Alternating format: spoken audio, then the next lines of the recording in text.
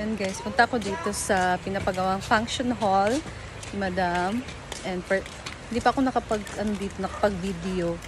So ngayon punta tayo. And yung tulay, hindi pa ako nakapunta doon. Let's go see the function hall. And malapit na din talaga siyang matapos. So, we'll see guys. Ayan. Wow, ang ganda. Ang maluwag siya. Sobrang luwag ng function hall. Grabe. Correct. Diba, Tilay? Grabe, ang luwag talaga ng function hall. Oo. Sa mga gustong Wala, 100 person kasulod. Oh, bungga kayo. Sa mga gusto magpumunta dito, kung matatapos to, pwede na kayo mag-rent dito. Yes, reserve. So, iisipin pa kung magkano talaga. Kasi ito is umabot ng 1 million. My gosh. Nagpapagawa. Correct. Yes, correct. Grabe yan. Kakaiba kasi yung mga bob wire. Ano Metals. Mga metals. And of course, kakaiba ang mga kahoy. Galing pa sa Italy. Hala! Pilara. Tuwag dahil, galing sa Italy dahil. Italy, Japan. Ano kumahulog ka?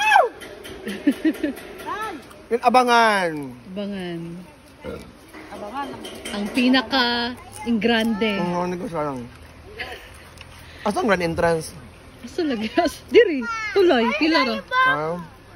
Dako kay siya gyud. Nagplan na gyud ko pohon makasalmi. Diri gyud. Ha? Ada. Diri magid ka kay related man imong vlog. Oh, yes. Kay sa ilaguan ba ka nagkuam? Hala! Diri gyud. Dili ba? Ayan guys. Ano si bisita ni makasulod? And ito na din ang tulay. Wow. The grand entrance. Diba? Pilara. Bongga. And pagdating mo dyan, makikita mo na yung ilog. Pa! So dito pala siya nakaharap yung function hall. So makikita natin dito na side guys yung kabuuhan ng function hall na pinagawa nila Madam. So grabe ang luwag niya and makikater talaga dito 100 persons and grabe bonggang-bongga talaga. And lahat ng yan metal. So madali lang din talaga yung gawin and napakatibay niyan dahil nga metal ang kanilang ginamit. So ang ganda. Perfect. Congratulations, Madam. And alam niyo ba mga Bebshi, 'di ba? Nag-aaral ako ng HRM and yung mga function hall talaga yung nagagamit lalo na pag mayroong mga event. So dito sa farm, maraming pumupunta ng mga bisita, maraming mga customer na pumupunta dito, guys. Kaya maganda talaga tong investment ni Madam ang kanyang function hall. Dahil soon magagamit niya to for renting. Like merong mga customer na gustong mag-party dito lalo na pag December. So, marami talagang pumupunta dito, nagpa-party sila. So, now na meron ng function hall, napakalaking investment kay Madam. So, congratulations kay Madam Brenda and sa kanyang family. Ayan. Sooner or later, matatapos na to dahil pinaghandaan nga din ito dahil sa paparating na kasal nila Mama Sita. So, ayan. Pilara. And dito ka sa tulay, makikita mo yung mga isda, mga tilapia. So, pwede din si Madam dito. Fresh catch fish. So, yung mga customer yung kuha ng isda. Like, naka-fishing rod sila or no. Yung mamingwit. Yung ganun. Ayan. So, that's all for today, guys. Thank you so much for watching. And abangan nyo pa ang mga susunod kong upload na video. That's all. Bye! Andito na si Madam, guys. Galing Manila. Sagaydo, kay nag-uli sa kotse sa Pulua. Then, unsa di oras ka mo uli? Big na. Uli ba? Balik. Ako din sa tinday. Lumag na kay Kano. Okay, kita ko nag-live man si Lolo. Nandito sila sa kwan. Sige ka pwede ka magkuhan sa cellphone na itong lautangan cellphone o pwede mag-installment dito. Masaya, pwede ka kukuhan ko tagto. Nandito si Kano makakasakagayan. Ang kotse siya padulog sa Cagayan. Pag uli, magkumit ko na siya ni Uli. Kaya uli sa auto.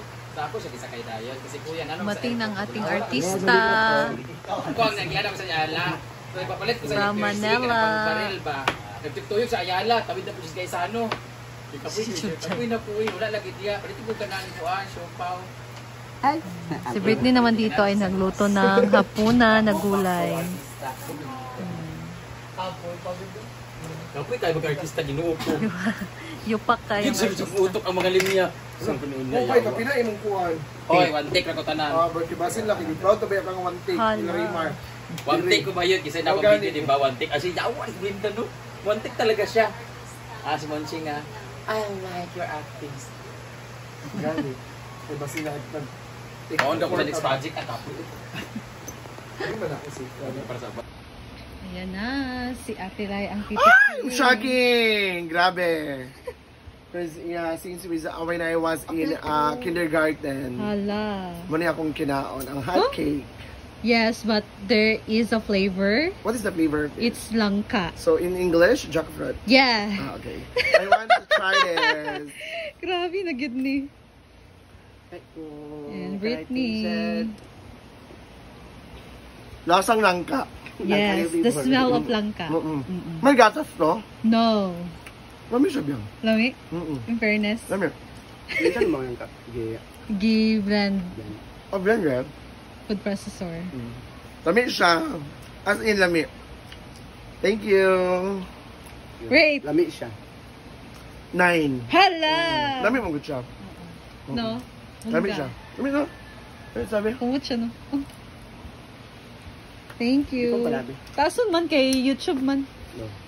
So, pwede nila YouTube. Kaya taas. Oh. Ayan! Ay, sa babi? Oh, dera, pila. Wow! Langka na siya, ha? Bango. Kumot siya. Naumot lagi. Umot kaya kaya ka. Lami siya, no? Nami. Umot klaro. Ang baho sa langka, ang good. Lami siya. Umutan. Thank you! Salamat! Tikman natin tong aking ginawa na langka pancake. Ang bango niya, guys. Ang bango and ang sarap. Baka hindi ko pa nga natikman. Pero ang sarap nga daw.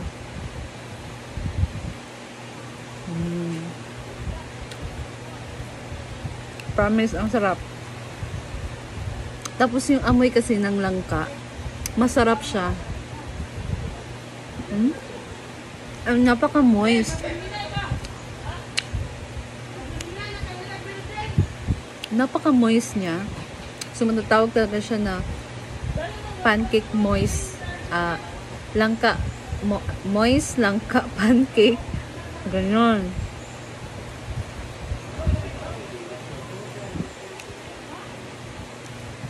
Ang sarap. Dalan ko si Nick nito. Kasi ang sarap. Napaka-healthy niya kasi langka siya. Try nito.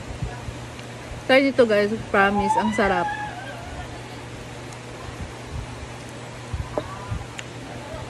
Sana dinamihan ko na. Dinamihan ko na sana. Meron pa namang langka sa rep. Pero, ngayon nga. Nagmamadali ako, guys, kasi alas 2 na ako nakapunta dito sa farm and hindi talaga sana ako magluluto.